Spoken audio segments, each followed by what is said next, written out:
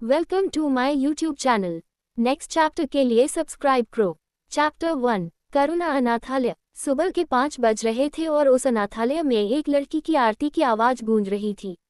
उस आवाज़ को सुनकर उस अनाथालय के मालिक, जिनकी उम्र लगभग 60 से 65 साल थी, वो मुस्कुराते हुए अपने बिस्तर से उठे और कमरे से बाहर निकले, फिर मंदिर की ओर बढ़ गए। उस लड़की की मीठी आवाज़ से उस अनाथालय के छोटे छोटे बच्चे भी जग गए और वो लोग भी उठकर मंदिर में आ गए। राकेश तलवार, जो उस अनाथालय के मालिक थे, वो मंदिर पहुंचे और उस लड़की की आरती सुनने लगे जो विष्णु जी की प्रतिमा के आगे गा रही थी। कुछ देर बाद आरती खत्म हुई और वो लड़की पीछे मुड़ी तो पीछे सबको खड़ा देखकर उसके चेहरे पर प्यारी सी स्माइल आ गई और वो आरती की थाल लेकर सबके पास गई। राकेश जी मुस्कुराते हुए उस लड़की से बोले, इतनी प्यारी आवाज़ सुनने के अब हम आदी हो गए बेटा, और अब आप यहाँ से चली जाएंगी। पता नहीं हम आपके बिना कैसे रहेंगे। जिसे सुनकर वो लड़की राकेश जी के गले लगते हुए बोली, बाबा मैं नहीं जाना चाहती, आप ही मुझे उन अनजान लोगों के पास भेज रहे हैं, मैं आपके बिना नहीं रह पाऊंगी। उसकी ऐसी बातें सुनकर राकेश जी उसे अपने सामने करते हुए प्यार से बोले, बेटा आपकी अच्छी परवरिश, अच्छी जिंदगी के लिए आपको खुद से दूर कर रहे हैं, वरना हम कभी आपको यहाँ से कहीं नहीं भेजते।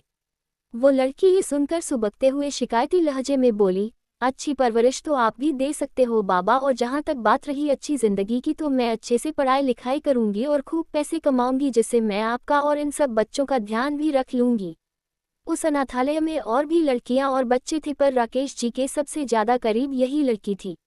राकेश जी इस लड़की को बहुत मानते थे, उसे सगी बेटी से बढ़कर प्यार देते थे।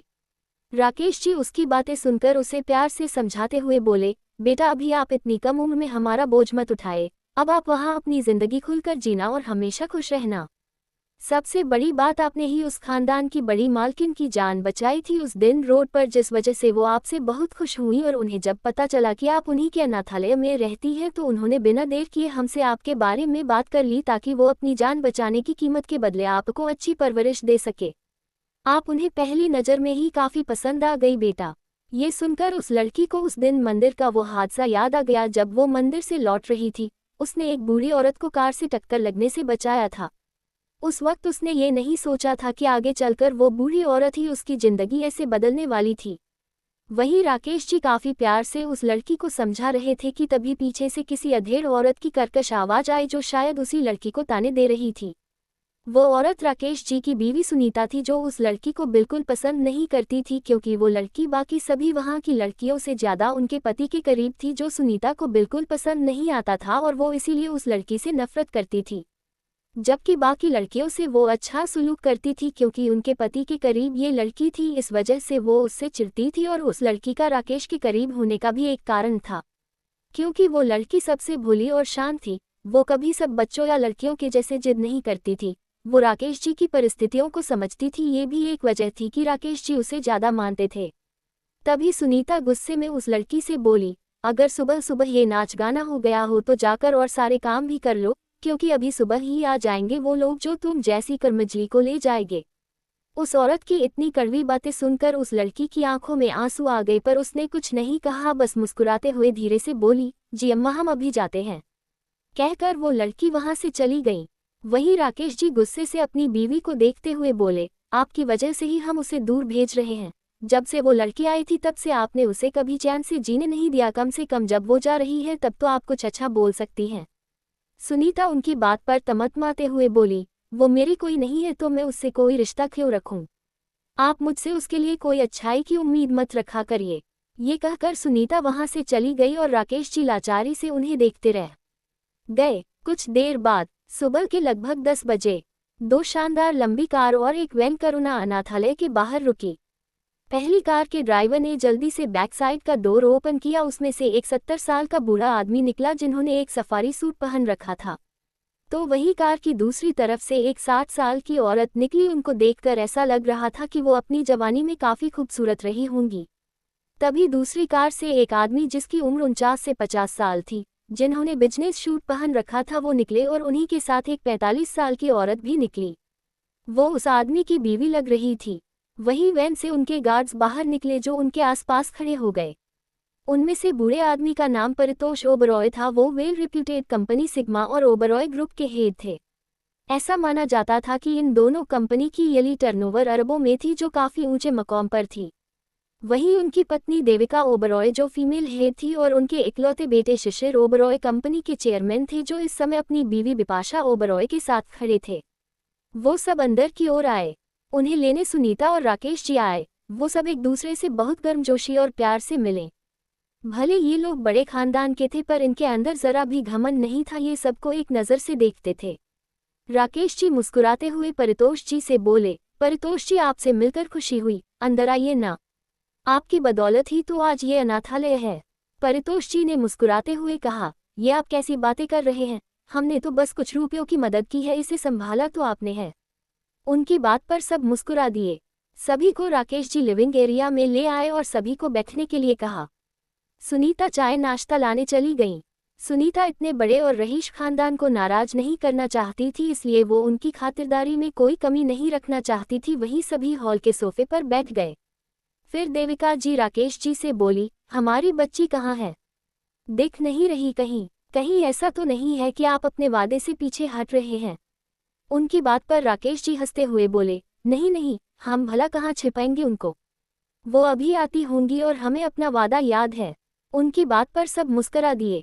ओबरॉय फैमिली एक नामी गिरामी फैमिली थी। इनकी फैमिली में परितोष जी के इकलौते बेटे शिशिर ओबरॉय थे, जिनके भी बस 2 बेटे थे। वहीं देविका जी जिसकी जान उस लड़की ने बचाई थी, उन्होंने इस बारे में पता लगाया था और उन्हें जब ये पता चला कि वो लड़की उन्हीं के अनाथालय की थी तो देविका जी ने घर में सभी से बात की और फिर उन्होंने बताया कि वो उस लड़की को अपने घर में लाना चाहती थी। अपने जान बचाने के बदले में वो उसे अच्छी परवरिश देना चाहती थी। उनकी ये बात जब सबने सुनी तो वो भी मना नहीं कर पाई, क्योंकि उनकी बातों को कोई नहीं टालता था। इस वजह से अगले ही दिन उन्होंने अनाथालय के मालिक राकेश जी से बात की और उनसे सारी बातें बताई। राकेश जी भी उनकी बात नहीं टाल पाए, क्योंकि वो भी चाहते थे उस प्यारी लड़की को अच्छी परवरिश मिले, इसलिए उन्होंने उन सबको दूसरे दिन ही आने के लिए कह दिए। अनाथालय खुद ओबरॉय खानदान का था, जिस वजह से उन्हें शक की कोई गुंजाइश नहीं थी कि वो उसकी अच्छी परवरिश नहीं करेंगे। उन्हें इस बात का पूरा यकीन था।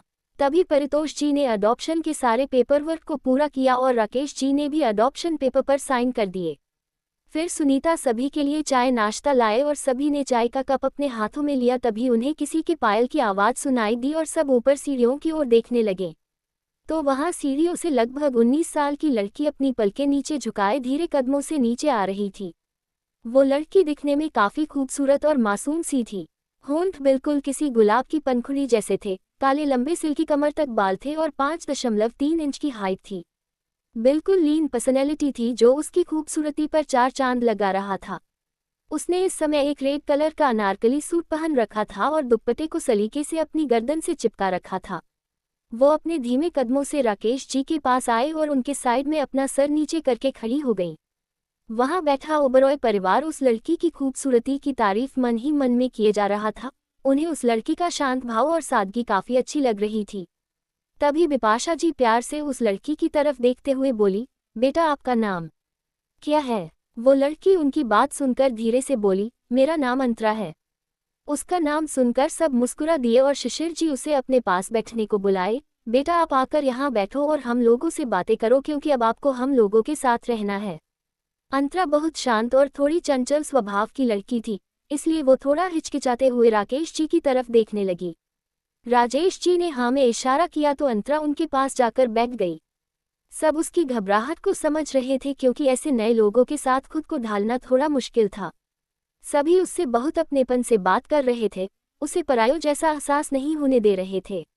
अंतरा को अब अजीब महसूस नहीं हो रहा था, क्योंकि उसे सभी का स्वभाव बहुत अच्छा लग रहा था। कुछ देर बीत जाने के बाद फिर परितोष जी फिर उठते हुए बोले, अच्छा तो अब हम अंतरा को लेकर चलते हैं।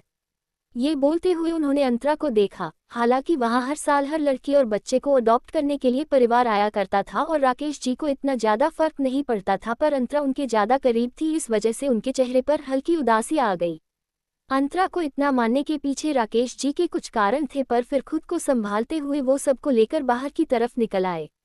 अंतरा अभी कॉलेज नहीं जाती थी, इसलिए वो बस कुछ कपड़े पैक करके अपने साथ ले आई।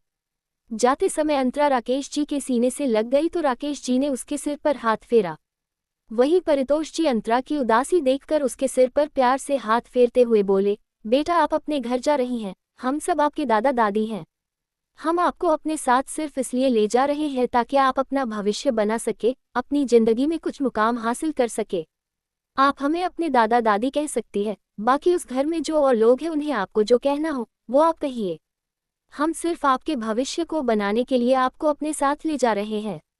अंतरा के लिए ये सब एक्सेप्ट करना अभी बहुत मुश्किल हो रहा था। जाहिर सी बात थी, अंतरा कोई 4 साल की छोटी बच्ची नहीं थी जिसे कोई टॉफी देकर फुसला सकता था और उसे अपने साथ अपने घर आसानी से ले जा सकता था। अंतरा 19 साल की समझदार लड़की थी जिसके लिए उस अनजान से घर में जाना बहुत मुश्किल हो रहा था। उसे वहां के लोगों के साथ एक झिझक महसूस हो रही थी।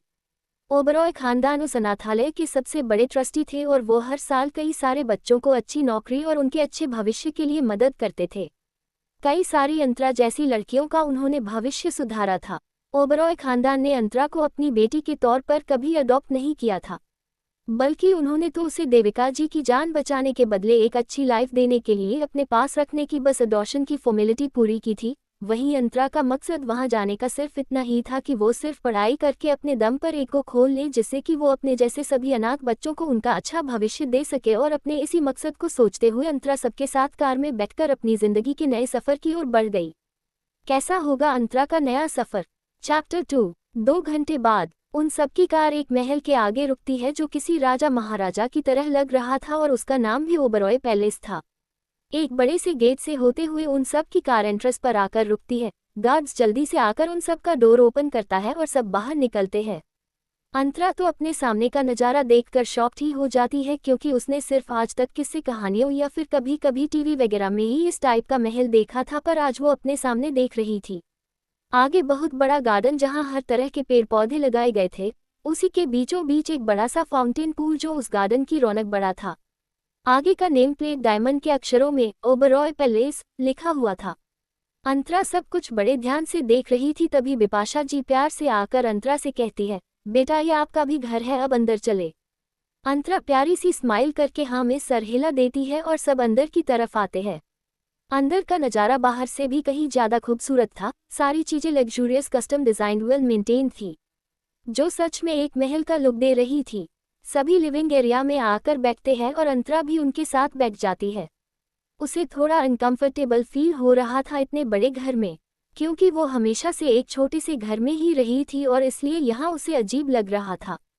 सब उसे देखकर ये समझ रहे थे कि तभी कुछ नौकर आकर उन लोगों को पानी और कुछ खाने को सर्व करते हैं। अंतरा कुछ नहीं खाती तो देविका जी उससे बोली, बेटा आप कब तक ऐसे ही शर्माओगे?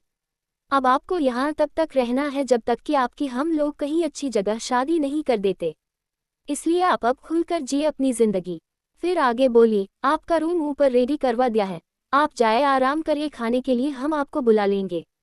अंतरा ये सब सुनती है तो उसकी आंखें नम हो जाती है, क्योंकि उससे आज तक किसी ने भी प्यार से बात नहीं किया था और न ही उसकी इतनी परवाह की थी सिवाय उसके बाबा के। पर वो इन लोगों की परवाह देखकर अपने आप को लक्की समझने लगी। अंतरा भी प्यार से बोली, जी दादी माँ। उसके मुंह से दादी माँ सुनकर सबको बहुत खुशी मिली। फिर अंतरा एक नौकर के साथ अपने रूम की तरफ चली गई और फिर शिशिर जी बिपाशा जी की तरफ देखते हुए बोले, ध्रुव आउट ऑफ टाउन गया है बिजनेस के सिलसिले में, वो शाम तक आ जाएगा, अब मैं भी ऑफिस चलता हूँ। वो उठते हुए बोले। फिर वो बिपाशा जी की तरफ देखकर फिर बोले, और हाँ आपके साहबजादे भी रात के डिनर के वक्त हमें दिख जाने चाहिए, वरना इस बार ना आप उन्हें बचा पाएंगी ना आपकी माँ जी। वो देविका जी की तरफ इशारा करते हुए बोले। देविका जी और बिपाशा जी ये सुनकर मुंह बना लेती है और शिशिर जी ऑफिस के लिए निकल जाते हैं।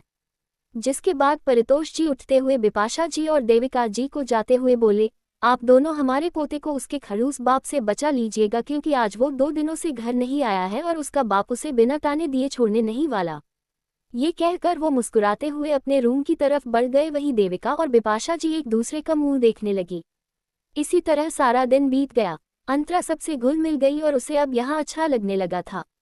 वो एक लेडी सर्वेंट के साथ पूरा पैलेस घूम रही थी और वो सर्वेंट भी अंतरा को चारों तरफ पैलेस घुमा रही थी। तभी वो लोग तीसरे फ्लोर पर पहुंचे, जहां पहुंचते ही सर्वेंट तुरंत डरते हुए बोली, हमें यहाँ नहीं आना चाहिए था, चलिए हम यहाँ से चलते हैं। अंतरा उसे ऐसे डरते देखकर पूछा, पर क्यों, ऐसा क्या है इस फ्लोर पर? उसकी बात सुनकर वो सर्वेंट धीरे से बोली, वो मैडम ये छोटे बाबा का फ्लोर है, यहाँ कोई भी नहीं आ सकता, यहाँ तक कि बड़ी मैडम भी नहीं। अंतरा को ये सुनकर बड़ा ही अजीब लगा और वो न समझते हुए बोली, पर ऐसा क्यों? कोई एक ही घर में रहकर ऐसे आने जाने से कैसे रोक सकता है। उसकी बात पर सर्वेंट उसे नीचे ले जाते हुए बोली, मैडम वो छोटे बाबा का अलग ही मिजाज है, उनसे कोई कुछ नहीं पूछता, इसलिए आप भी अब यहाँ मत आना, वो बहुत सख्त मिजाज के इंसान हैं। अंतरा को ये सब सुनकर बहुत ही चिढ़ हुई। उसने फिर घूर कर उस फ्लो को देखा, पर फिर उसने उस पर ज़्यादा ध्यान नहीं दिया क्योंकि उसे यहाँ ज़्यादा समय तक नहीं रहना था। वो यहाँ सिर्फ अपने मकसद को पूरा करने आई थी और जो था सिर्फ अच्छी परवरिश और भविष्य बनाना, इसलिए वो यहाँ किसी से ज़्यादा उलझना नहीं चाहती थी। अंतरा फिर चुपचाप उस सर्वेंट के साथ नीचे आ गई। इसी तरह शाम हो गई। शाम के वक्त अंतरा गार्डन में फूलों के पास थी और सनसेट होते हुए देखती। वो अपने में ही खोई हुई थी, पर इस बात से अनजान कि कोई उसे बहुत देर से देख रहा था। अंतरा फाउंटेन पूल की तरफ गई और पानी से खेलने लगी, पर तभी उसका अचानक से पैर फिसला और उसकी एक तेज चीख निकली। कुछ देर बाद उसे दर्द का एहसास नहीं हुआ तो उसने अपनी आंखें धीरे धीरे खोली और अपने सामने देखने लगी। वो किसी के बाहों में थी। इस वक्त अंतरा के आगे एक हैंडसम पर्सनैलिटी वाला 26 साल का लड़का खड़ा था, जिसने क्रीम कलर का 3-पीस सूट पहन रखा था और इस समय उसी ने उसे होल्ड किए था। अंतरा ने उस अनजान लड़के को देखा तो जल्दी से खड़े होकर उससे दूर हो गई। वो लड़का अंतरा को देख स्माइल करने लगा। उसे अंतरा बहुत ही प्यारी और मासूम लगी। वो लड़का मुस्कुराकर अपने हाथ आगे बढ़ाते हुए बोला, हे माय नेम इज ध्रुव ओबरॉय। अंतरा नमस्ते करते बोली, जी नमस्ते, मैं अंतरा हूँ। ध्रुव उसे नमस्ते करता देख अपने हाथ पीछे कर लिया। उसे समझ आ गया कि अंतरा काफी संस्कारी थी। अभी वो दोनों बात ही कर रहे थे कि तभी पीछे से बिपाशा जी आते हुए बोली, अरे ध्रुव बेटा तुम आ गए। उसके बाद वो अंतरा की तरफ देखते हुए बोली, अंतरा बेटा ये मेरा बड़ा बेटा ध्रुव है और ध्रुव ये अंतरा है, जिसे बताया था कि अनाथालय से आने वाली है, ये वही है। ध्रुव स्माइल करते हुए अंतरा की तरफ देखकर बोला, जी मॉम मैं मिला अंतरा से, पर मानना पड़ेगा आप सबकी चॉइस बहुत अच्छी है। अब कम से कम इस सुनसान से पैलेस में कोई तो आया जिससे मैं बातें कर सकता हूँ, उससे लड़ झगड़ सकता हूँ और मस्ती कर सकता हूँ। ये कहकर ध्रुव हंसता है। वहीं अंतरा ने ध्रुव की ये बात सुनकर धीरे से स्माइल किया और अपनी नजरें झुका ली। उसे अभी भी झिझक हो रही थी। तभी बिपाशा जी हंसते हुए बोली, अच्छा अब दोनों अंदर चलो। अंतरा फिर अपने नजर झुकाकर अंदर की तरफ बढ़ गई। ध्रुव भी अंतरा को देखकर मुस्कुराते हुए उसके पीछे चला गया। दूसरी तरफ एक ग्राउंड एरिया में दो लोगों की स्पोर्ट्स कार में रेस हो रहा था और दोनों स्पोर्ट्स कार एक दूसरे को टक्कर दे रही थी और सारी पब्लिक खासकर लड़कियां तेज तेज हूटिंग कर रही थी और बस एक ही नाम चिल्ला रही थी, दानिश दानिश दानिश। जो स्पोर्ट्स कार लिमिटेड एडिशन की लग रही थी उसी के अंदर एक दानिश नाम का शख्स बैठा था और किसी एक्सपर्ट की तरह अपनी कार को लगभग उड़ा रहा था। उसकी आंखों में ब्लैक गॉगल्स लगे हुए थे जिस वजह से उसका फेस नहीं दिख रहा था, पर उसका ऑरा बहुत पावरफुल लग रहा था। सभी दानिश के नाम को ही चिल्लाए जा रहे थे और रेस काफी इंटरेस्टिंग हो गई थी। तभी दानिश ने एक टर्न लिया और फुल स्पीड में कार चलाकर आगे बढ़ गया और वो कुछ ही देर में उस रेस को जीत गया। सारी पब्लिक तेज तेज हूटिंग करने लगी। लड़कियां तो बस दानिश की एक झलक देखने को बेताब हुए जा रही थी। तभी उनमें से एक लड़की बोली, यार ये दानिश कौन है? बहुत सुना है उसके बारे में कि वो एक हॉटेस्ट बंदा है पूरे इंडिया का, मुझसे तो रहा ही नहीं जा रहा, बस उसे जल्दी से देखना है। वो सारी लड़कियां दानिश के बारे में बात कर ही रही थी कि चारों तरफ शोर होने लगा। दानिश कार से बाहर निकल रहा था और सभी लड़कियां उसे देखने के लिए तुरंत ग्राउंड की तरफ चली गईं। चैप्टर 3 सारी लड़कियां दानिश के बारे में बात कर ही रही थी कि चारों तरफ शोर होने लगा। दानिश कार से बाहर निकल रहा था और सभी लड़कियां उसे देखने के लिए तुरंत ग्राउंड की तरफ चली गईं। उस स्पोर्ट्स कार में से दानिश बाहर निकला जिसकी उम्र करीब 24 साल थी। उसने बड़े ही स्टाइल से अपने आंखों में पहने गॉगल्स को निकाला। सारी लड़कियां तो उसके चेहरे को देखकर बिल्कुल घायल ही हो गई थी। वो सब बस यही चाह रही थी कि एक नज़र दानिश उन सब पर डाल ले, पर दानिश सभी को पूरी तरह इग्नोर कर सीधे स्टेज पर ट्रॉफी लेने चला गया। दानिश एक बेहद अट्रैक्टिव और चार्मिंग पर्सनैलिटी वाला रुड लड़का था। उसके अंदर काफ़ी एटीट्यूड था। वो अपने आगे किसी को कुछ भी नहीं समझता था। लड़कियां तो उसके लिए न के बराबर थी। वो लड़कियों से कोसों दूर रहता था। इनफैक्ट वो स्माइल भी बहुत मुश्किल से करता था। उसकी हाइट 6.3 इंच थी और उस पर उसकी हॉट पर्सनैलिटी उसे एक परफेक्ट और पावरफुल इंसान बनाती थी, पर उसका फेस हमेशा इमोशनलेस रहता था। वो लड़का दानिश ओबरॉय था, रॉयल फैमिली ओबरॉय खानदान का सबसे छोटा बेटा और सिग्मा कंपनी का प्रेसिडेंट। वो ऑफिस के साथ साथ अभी कॉलेज में अपनी स्टडी कंप्लीट कर रहा था। तभी दानिश ने अपनी ट्रॉफी ली और सीधे स्टेज से नीचे आकर वहां से निकल गया। वही सारी लड़कियां का मुंह बन गया क्योंकि दानिश ने उन्हें एक बार भी नहीं देखा था। दानिश पार्किंग एरिया में आया और अपनी लग्जूरियस कार का गेट ओपन किया, पर तभी किसी लड़की ने उसे पीछे से हक कर लिया। दानिश वहीं रुक गया और गुस्से से पीछे पलटा। वो उस लड़की को घूरते हुए खुद से दूर कर सर्द आवाज में बोला, what the hell Rehana. Rehana Roy, जो दानिश के डैड शिशिर ओबरॉय के दोस्त की बेटी थी और मन ही मन दानिश को बहुत पसंद भी करती थी। उसकी उम्र 24 साल की थी। वो दानिश के साथ ही उसके कॉलेज में पढ़ती थी और उसकी फैमिली और ओबरॉय फैमिली काफ़ी अच्छे दोस्त थे। रेहाना काफ़ी सुंदर थी पर बहुत घमंड और एटीट्यूड में रहती थी। रेहाना दानिश की बात सुनकर हंसते हुए बोली, Danish, I am proud of you. मुझे पता था ये रेस तुम ही जीतोगे और अब जीता है तो चलो पार्टी करते हैं बाहर कहीं। मैं ऋतिक और शिवम को भी बुला लेती हूँ। ऋतिक और शिवम दोनों दानिश के फ्रेंड और असिस्टेंट थे। दानिश ने रेहाना को कुछ पल घूरा और कुछ सोचते हुए अपना सर हल्के से हाँ में हिलाया और फिर दोनों क्लब चले गए। दूसरी तरफ ओबरॉय पैलेस में रात का वक्त था और इस समय डाइनिंग एरिया में सभी डाइनिंग चेयर पर बैठे थे।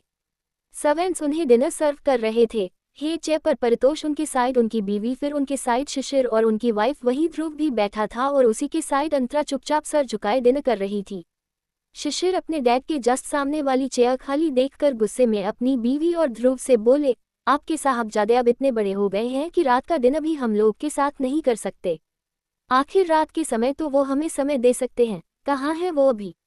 बिपाशा जी ने कुछ नहीं कहा क्योंकि दानिश का फोन ही नहीं लग रहा था, पर ध्रुव दानिश का साइड लेते हुए बोला, डैड वो कुछ ऑफिस के काम से बाहर गया है, आप तो जानते ही हो कि उस पर कितना वर्क लोड है। शिशिर जी ने ध्रुव की बात पर उसे घूर कर देखा तो ध्रुव ने अपना सर नीचे कर लिया क्योंकि उसे पता था वो अपने डैड से झूठ नहीं बोल सकता था। तभी परितोष जी अपने लाडले पोते दानिश को बचाते हुए बोले, शिशिर तुम भी अपनी उम्र में बहुत मजे किए हो, अब मेरे बच्चे को करने दो। अब वो बड़ा हो गया है इसलिए तुम उस पर ज्यादा गुस्सा मत किया करो। अपने डैड की बात सुन शिशिर जी कसमसाते हुए चुप हो गए और ध्रुव अपने दादाजी की तरफ देखते हुए अपनी आई विंक कर दिया और दादाजी भी मुस्कुरा दिए। इसी तरह सभी डिनर करके अपने रूम में चले गए। ध्रुव भी अंतरा से गुड नाइट बोलकर चला गया। अंतरा ने भी ध्रुव को देखकर स्माइल किया और अपने रूम में चली गई। रात के करीब 1 बज रहे थे।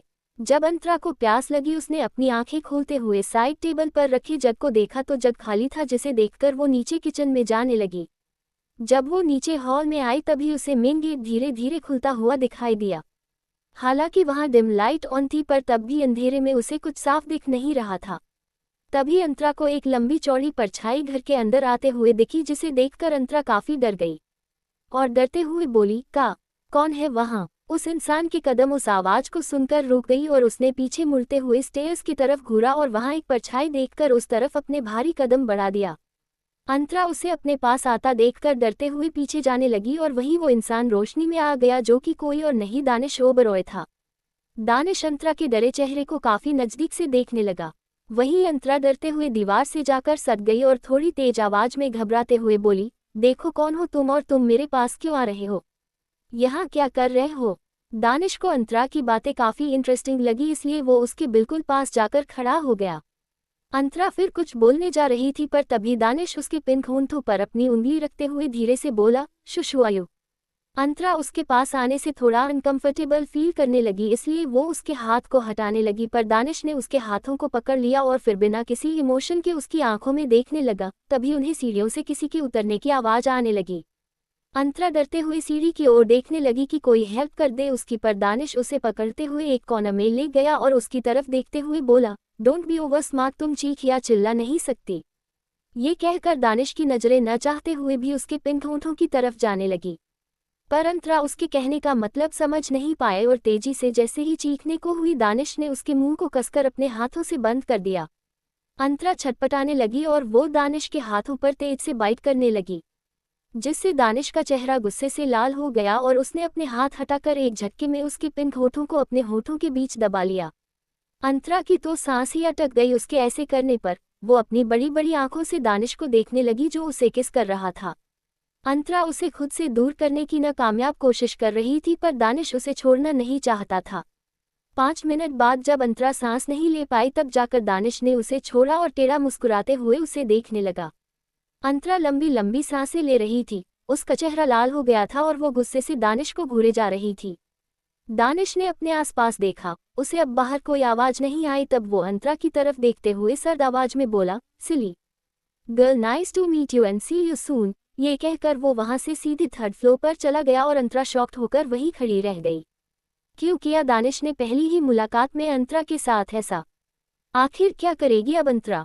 चैप्टर 4। दानिश वहां से जा चुका था, वहीं अंतरा बस हैरान होकर दीवार से सटकर खड़ी रह गई। उसे कुछ समझ ही नहीं आया कि अभी आखिर इतने देर में उसके साथ क्या से क्या हो गया था। अंतरा काफी भोली और मासूम सी लड़की थी। उसने कभी दुनियादारी में ध्यान नहीं दिया था। उसकी छोटी सी जिंदगी सिर्फ उसके अनाथ आश्रम तक ही सिमट कर रह गई थी और आज उसके साथ जो हुआ वो उसकी सोच से बिल्कुल परे था। उसे एक अनछुआ एहसास हुआ। वो अभी तक सहमी खड़ी थी कि उसे किसी चीज की आहट सुनाई दी और वो अपने होश में आई। होश में आते ही उसकी बड़ी बड़ी आंखों से मोती जैसे आंसू बहने लगे और वो रोते हुए जल्दी जल्दी अपने रूम में चली गई। रूम में पहुंचते ही उसने डोर को लॉक किया और सीधे अपने बेड पर लेटकर अपने मुंह को तकिए में घुसाते हुए सिसकने लगी। उसने मन ही मन सिसकते हुए कहा, आखिर आप कौन हैं? और आप ऐसे कैसे बिना पूछे किसी के साथ जबरदस्ती कर सकते हैं? मैं ऐसी जबरदस्ती खुद के साथ बिल्कुल सहन नहीं कर सकती। मेरे यहाँ आने का मकसद सिर्फ अपना करियर बनाना है, ना कि आप जैसे बिगड़े हुए रईस लड़कों की बदतमीजी सहना। इसके बाद उसे याद आया कि वो लड़का उसी घर में था और वो कहीं बाहर नहीं गया, जिसका मतलब साफ था कि हो न हो वो इसी घर में रहता था। अंतरा ने फिर अपने आंसू साफ किए और खुद से मुंह फुलाकर बोली, आप जो कोई भी हो, कल सुबह मैं घर में सभी को बता दूंगी कि आपने मेरे साथ कैसी हरकत की है, जो बिल्कुल बर्दाश्त करने के लायक नहीं। तभी वो अपनी बात बोलते बोलते ही रुक सी गई। उसे खुद नहीं समझ आ रहा था कि उसके आगे वो क्या कहे, कि उसने उसे जबरदस्ती किस किया और वो आखिर ये बात बताए भी तो कैसे घर वालों से। अंतरा खुद में ही उलझी हुई थी और यही सब सोचते सोचते पता नहीं कब वो नींद के आगोश में चली गई। वहीं दूसरी तरफ थर्ड फ्लोर के आलिशान बेडरूम में इस वक्त उस बड़े से बेडरूम में एक डिम लाइट ऑन थी। वो रूम काफी लग्जूरियस था और इस वक्त यूरोपियन काउच पर दानिश बैठा था। उसके फेस पर इस समय कोई भी भाव नहीं था, वो किसी सोच में डूबा था। तभी वो कुछ सोचते हुए गहरी मुस्कुराहट के साथ बोला, नॉट बैड सिली गर्ल, तुम काफी खूबसूरत हो, पर तुम्हारे नाजुक से चेहरे का वो डर देखकर मुझे काफी सुकून मिला। हाँ हाँ हाँ। ये कहते हुए दानिश किसी शैतान की तरह हंसने लगा। उसके चेहरे पर रहस्यमय भाव थे। कुछ देर बाद दानिश उठकर वॉशरूम चला गया। एक हॉट शावर लेने के बाद वो भी नेक का सिल्क बाथरोब पहने बाहर आया। वो टॉवल से अपने गीले बालों को रब करते हुए क्लोजेट में चला गया। कुछ वक्त बाद वो एक नाइट आउटफिट में बाहर आया और बेड पर जाने के बजाय उसने ग्लास डोर के विंडो को साइड किया, एक पिलो और एक ब्लैंकेट लेकर बालकनी में रखे काउच पर लेट गया। वो एकटक उन तारों से भरे आसमान को देखने लगा। दानिश को चांद देखना बहुत पसंद था।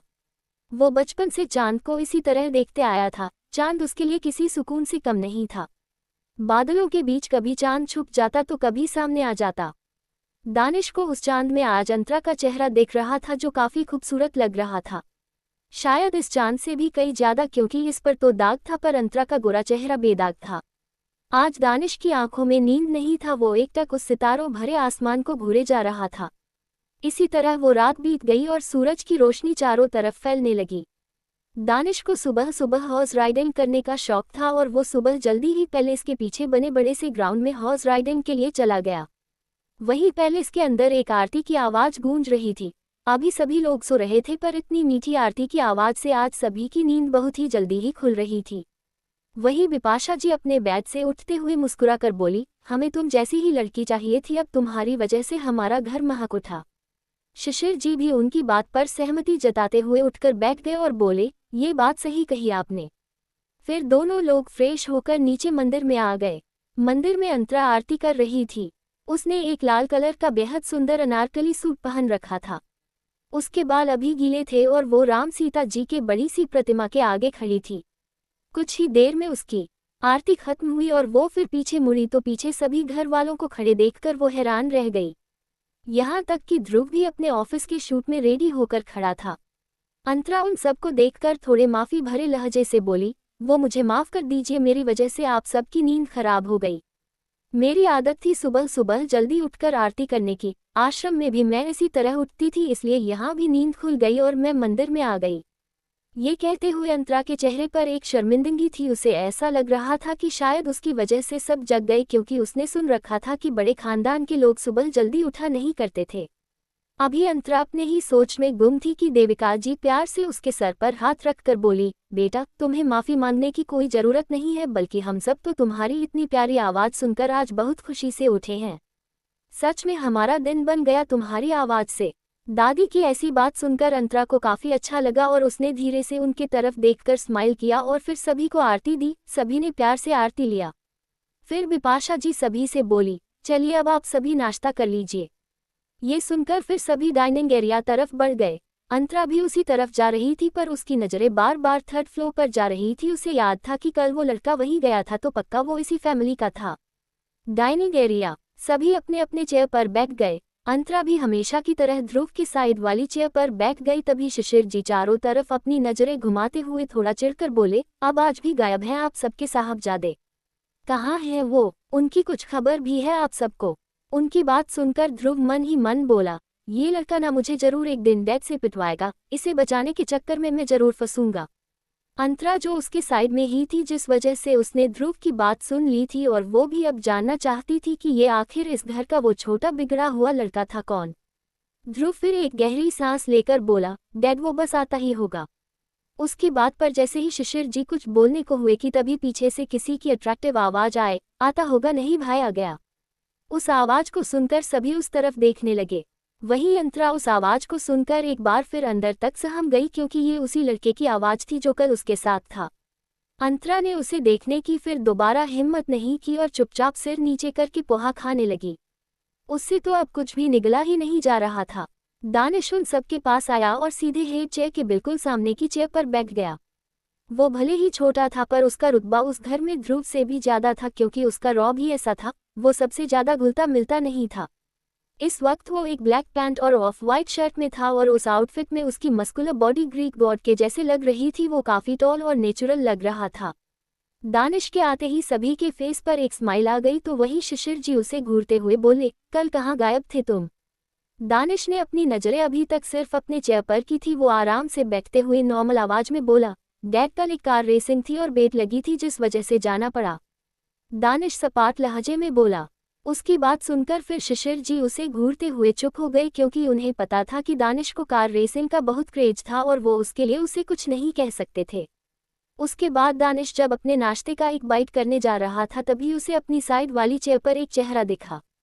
चैप्टर 5। उस चेहरे को देखकर दानिश खाते खाते रुक गया और अंतरा को तिरछी निगाहों से घूरने लगा, जो इस समय बहुत शांति से धीरे धीरे पोहा खा रही थी। अंतरा के हाथ थोड़े काम से रहे थे जो शार्प माइंड दानिश से छुप नहीं सका।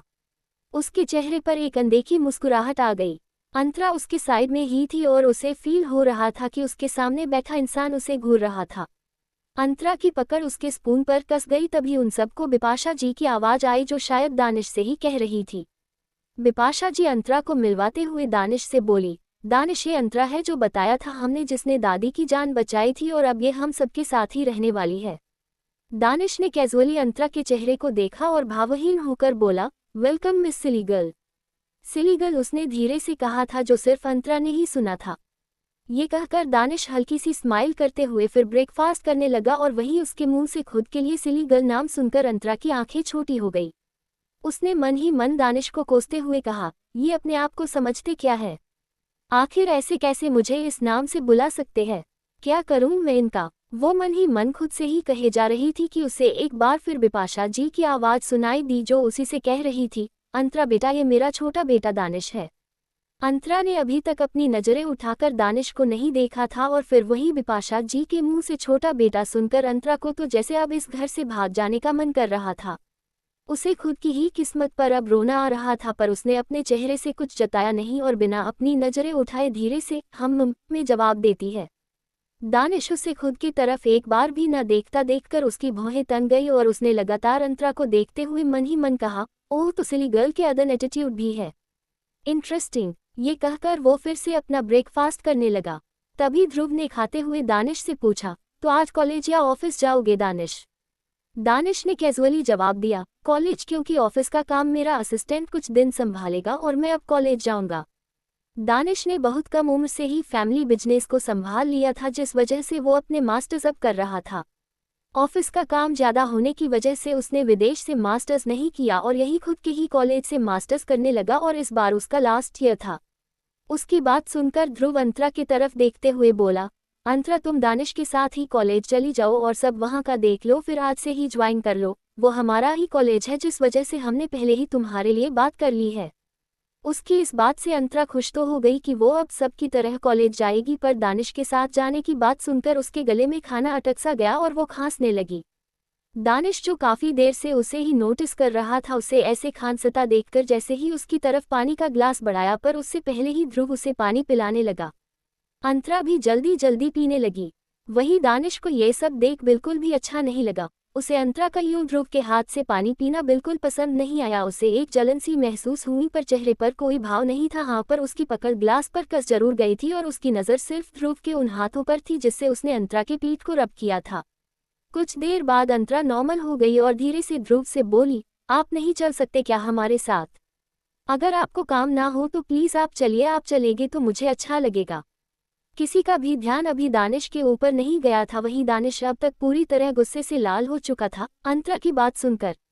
उसकी बात पर ध्रुव ने उसे प्यार से कहा, अंतरा मुझे अभी मीटिंग में जाना है, तुम दानिश के साथ जाओ, ये तुम्हारा ख्याल रखेगा, तुम्हें कोई दिक्कत नहीं होगी।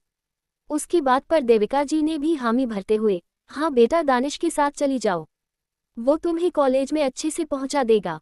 अंतरा अब कुछ नहीं कह सकती थी, उसे अब दानिश के साथ ही जाना था। वो अपना मुंह जैसे ही ठीक है बोलने के लिए खोलने वाली थी कि उसे एक तेज किसी के स्पून को पटकने की आवाज़ सुनाई दी और थोड़ा घबरा गई, क्योंकि वो आवाज़ उसके साइड से आई थी जहां दानिश बैठा था। दानिश को अंतरा का ध्रुव से ऐसे प्यार से बात करना और उसकी तरफ ऐसे देखना बर्दाश्त नहीं हो रहा था। शायद उसे अंतरा पहली नज़र में ही पसंद आ गई थी और वो उसके लिए अभी से पजेसिव हो गया था। दानिश काफ़ी शॉर्ट टेम्पर्ड इंसान था। अगर वो किसी चीज़ को अपना कह दे तो वो चीज़ बस उसकी ही हो जाती थी। उसके ऐसे करने से सभी उसके तरफ नासमझी में देखने लगे। वहीं दानिश सभी को इग्नोर करते हुए अंतरा से ऑर्डर भरे लहजे में बोला, मैं बाहर हूँ, अगले 2 मिनट में तुम बाहर आ जाना। ये कहकर वो वहां से चला गया। दानिश के ऐसे बिहेव से सभी घर वाले वाकिफ थे। उसे छोटी छोटी बात पर गुस्सा आ जाया करता था, इसलिए फिर किसी ने कुछ नहीं कहा, पर देविका जी के चेहरे पर एक अनदेखी मुस्कुराहट थी। फिर ध्रुव ने अंतरा से कहा, तुम अब जाओ, उसे लेट होना बिल्कुल पसंद नहीं। अंतरा को अब दानिश जैसे सनकी इंसान से डर लगने लगा था। उसका मन नहीं था उसके साथ जाने का, पर सबके कहने पर वो उठी और फिर हाँ में सर हिलाकर अपने बैग को लेकर बाहर चली गई। गेट पर एक न्यू ब्लैक स्पॉट्स का खड़ी थी और उसी से टिककर दानिश अपने पैंट की पॉकेट में हाथ डाले खड़ा था। वो किसी से कॉल पर बात कर रहा था। दानिश की पर्सनैलिटी कमाल की थी, वो उस धूप में एक अलग तरह से ही शाइन कर रहा था। अंतरा ने अभी तक आंखें नीचे कर रखा था और अपने बैग को कसकर पकड़कर उसके पास धीरे धीरे जा रही थी। दानिश को कदमों की आहट हुई, उसने पीछे पलटकर देखा तो वहां अंतरा उसी के पास आ रही थी। उसे देखते ही दानिश के चेहरे के भाव बदल गए और वो उस इंसान का कॉल कट करके अंतरा को घूरने लगा। अंतरा उससे थोड़ी दूरी बनाकर खड़ी हो गई। दानिश उसे घूर कर देखते हुए बोला, मुझ में कांटे लगे हैं जो मुझसे इतना दूर होकर खड़ी हो। उसकी बातों में एक चिढ़ और तंज दोनों था। अंतरा को उसकी बात बिल्कुल समझ में नहीं आए और वो फिर बिना उसकी तरफ देखते हुए धीरे से बोली, हमें अब चलना चाहिए वरना हम लेट हो जाएंगे। उसकी बात सुनकर दानिश का पारा और चढ़ गया और उसे फील हुआ कि अंतरा ने उसकी बातों को इग्नोर किया, जिस वजह से वो उसके करीब जाने लगा। अंतरा की जान जैसे सूखने लगी उसे खुद के पास आता देखकर। वो जब तक पीछे हो पाती तब तक दानिश उसके पास आकर उसके हाथ को पकड़ते हुए सर्द आवाज में बोला, मैं जो पूछा करूं उसका जवाब मुझे दिया करो, वरना तुम सोच नहीं सकती कि मैं क्या कर सकता हूं तुम्हारे साथ। अंतरा एकदम से सहम गई उसकी बात सुनकर, पर वो खुद को संभालते हुए उससे अपना हाथ छुड़ाकर बोली, ये क्या कर रहे हैं आप? छोड़ दीजिए मुझे, मैं आपकी ऐसी बदतमीजी सहन नहीं करूंगी, समझे आप? दानिश का इरादा जैसे लग ही नहीं रहा था अंतरा को छोड़ने का। उसकी पकड़ अंतरा की नाजुक कलाई पर कस गई। अंतरा की आंखें अब नम हो गई, उसे दानिश किसी शैतान से कम नहीं लग रहा था। तभी दानिश ने उससे दांत पीसते हुए कहा, look at me silly girl. अंतरा ने अभी तक उसकी तरफ नहीं देखा था, जिस वजह से दानिश को ये बर्दाश्त नहीं हो रहा था। वहीं अंतरा से अब दानिश की ऐसी जबरदस्ती सहन नहीं हुई और उसने दानिश की तरफ अपनी भरी आंखों से देखते हुए कहा, क्या चाहते हैं आप मुझसे? जब से आप मिले हैं तब से मुझे तकलीफ दे रहे हैं। मुझे आप जरा भी पसंद नहीं, मुझे आपकी शक्ल तक देखना मंजूर नहीं, छोड़िए मुझे। ये कहकर अंतरा खुद के हाथ को दानिश से छुड़ाने लगी। वहीं दानिश अंतरा की बातें सुनकर गुस्से से अपनी पकड़ उसके कलाई पर कसने लगा और उसकी आंखों में देखते हुए सर्द आवाज में बोला, अफसोस अब तुम्हें दिन रात मेरी यही शक्ल देखनी पड़ेगी सिली गर्ल, और जो मैं अब कह रहा हूँ उसे ध्यान से सुनो।